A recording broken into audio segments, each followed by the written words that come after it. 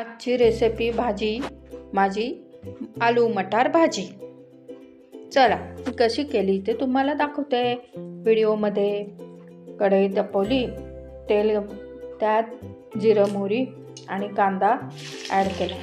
आता कांदा चांगला परतून घ्यायचा. कांदा परततोय त्यात कोथिंबीर, बारीक चिरून घातलेला टोमॅटो ॲड केला. आलं लसूण मिरचीची पेस्ट टाकली. धणे पावडर, लाल तरीची पावडर, कांदा लसूण मसाला, थोडासा खडा मसाला सगळं मिक्स करून परतते. हिंग, हळद.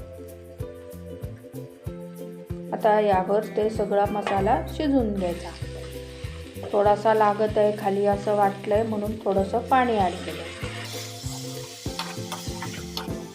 खोबरं ॲड केलं, दाण्याचा कूट भाजलेला तो ॲड केला. परत मिक्स करून आता यात थोडं पाणी घालून झाकण ठेवून शिजवून घेतो. आता हा मसाला सगळा पूर्णपणे शिजलेला आहे.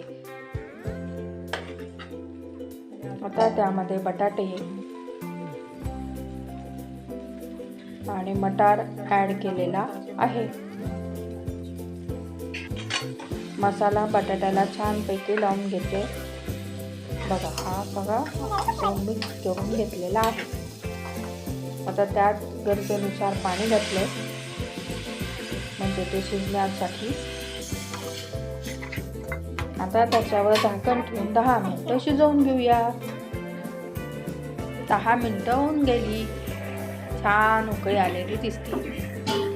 मस्तपैकी कलर पण आलेला आहे.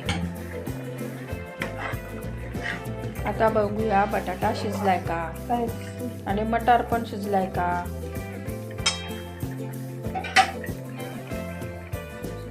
चवीनुसार मीठ ॲड केले. थोडी चिंच आणि साखर. तुम्हाला आवडत असेल तर गूळ पण ॲड करा साखरेऐवजी. हे बघा शिजलेला आहे.